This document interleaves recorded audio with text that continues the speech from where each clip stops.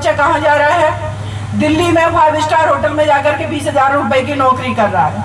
परिवार से बहुत दूर, समाज से बहुत दूर। ऑब्जेक्शन वहां नहीं कर सकता, क्रांति वहां नहीं कर सकता है। इससे बेटर है कि वो अपने एरिया में रह करके अपने लोगों को जागरूक करे, वहां पर वो चेयरमैन बने, पार्षद बने, अपना YouTube चैनल चलाए, अपनी छोटी मोटी दुकान खोले, क्योंकि वो तो और भी ज्यादा वहां पर शोषित कर रहे हैं, वंचित कर रहे हैं। तो इन सारी चीजों को हमें समझने की जरूरत है।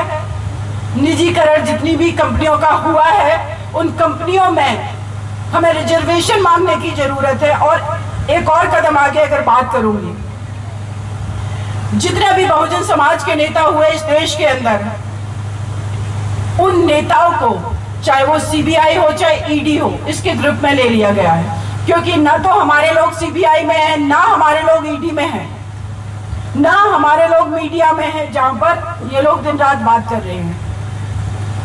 मीडिया नैरेटिव तैयार करता है, किस चीज पर डिबेट होगी, किस चीज पर डिस्कशन होगा।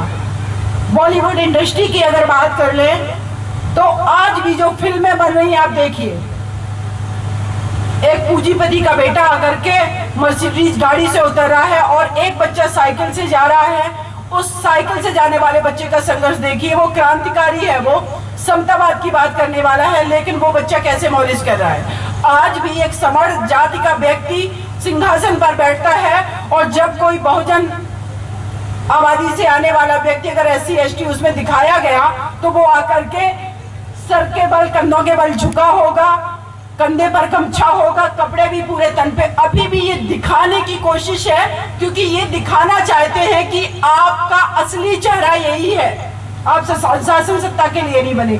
ये जो फिल्में बनती है, ये नैरेटिव है ये, और ये नैरेटिव हमारे देश की बहुसंख्यक आबादी के दिमाग में रखा गया है, क्योंकि हमने फिल्में नहीं बनाई। जय भीम मूवी देखी होगी आप सभी ने, वो सच मूवी है, उसमें कुछ गलत नहीं है। हाथरस अगर हम केस की बात करें, एक दलित समाज से आगे आने वाली बेटी जिसका 4 लोगों ने रेप किया, मर्डर किया, अगर उस केस में मैं इन्वॉल्व नहीं होती, उस परिवार के लिए मैं शुरुआत में नहीं लड़ती, अभी मुकदमा बाद की बात है, तो इस उत्तर प्रदेश सरकार ने उस पूरे परिवार को अपनी बेटी के ही ऑनर किलिंग में जेल में डाल दिया होता। आजीवन ये लोग बाहर नहीं निकलने देते। इस तरीके की षड्यंत्र होते, और ऐसे एक नहीं, मैं उत्तर प्रदेश के कई एक राज्यों में हजारों केस बता देंगे कि जिस परिवार के साथ अत्याचार हुआ उसी को डाल दिया। इसीलिए बहुजन मूवमेंट को जो सबसे ज्यादा जरूरत है, मैं यहाँ सक्षम होगी, बहुत लोग सक्षम हो गए, IAS IPS बन गए, लेकिन हमें सबसे ज्यादा आवश्यक है, चाहे वो मनीषा वाल्मीकि जैसी बिटिया हो या मेघवाल जैसा बेटा जो कि राजस्थान में था, उनके दर्द को हमें महसूस करना होगा। इस देश के अंदर अगर एक भी बहुजन आबादी के बेटे या बेटी के साथ अत्याचार होता है, तो वो आवाज महाराष्ट्र से भी उठे। अगर अत्याचार उत्तर प्रदेश में हो रहा, अगर महाराष्ट्र में हो रहा, तो वो आवाज उत्तर प्रदेश से भी उठे, दिल्ली से भी उठे। ये यूनिटी बहुत आवश्यक है। क्षेत्रवाद तक हमें सीमित नहीं रह जाना है। अगर वो आवाज हम लोगों ने अपनी एकजुटता दिखा ली, यूनिटी दिखा ली, मैं दावे के साथ कहती हूँ कुछ भी असंभव नहीं है। बाबा साहब ने उस दौर में करके दिखाया। आज बहुत लोग हमारे जब बहुजन डिस्कशन डिबेट होते हैं, लोग कहते हैं संविधान बचाने की आवश्यकता है। अरे भाई, हम उस समाज से आते हैं जहां एक व्यक्ति संविधान लिख गया, तो हमारे संविधान को बचाने की आवश्यकता, हम लोग एकजुट होकर नहीं बचा पा रहे हैं, और वो षड्यंत्र करके उस संविधान की जो मूल भावना है उसको खत्म करते जा रहे हैं। तो ये हम लोग यूनाइट होकर के सब कुछ संभव है, कर सकते हैं।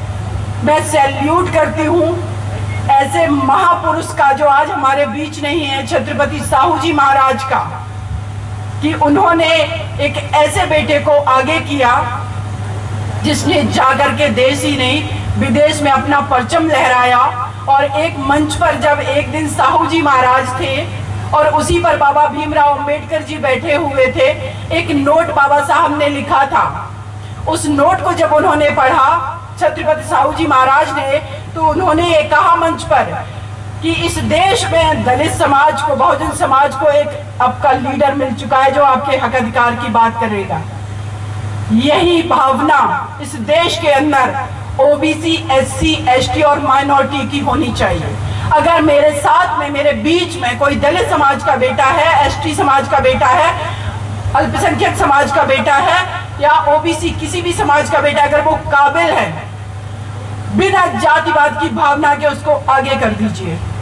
ये बहुत जरूरी है। ये हमारे महापुरुषों ने किया है, तभी आज इस मंच पर ये ओबीसी समाज की बेटी को आप लोगों ने बुलाया है। तो आप लोगों को मैं शुक्रिया अदा करती हूं। ये हमारी यूनिटी, ये हमारी एकता, ये हमारी ईमानदारी, जागरूकता बहुजन आंदोलन की इस देश में बहुत कुछ बदलाव लाएगी।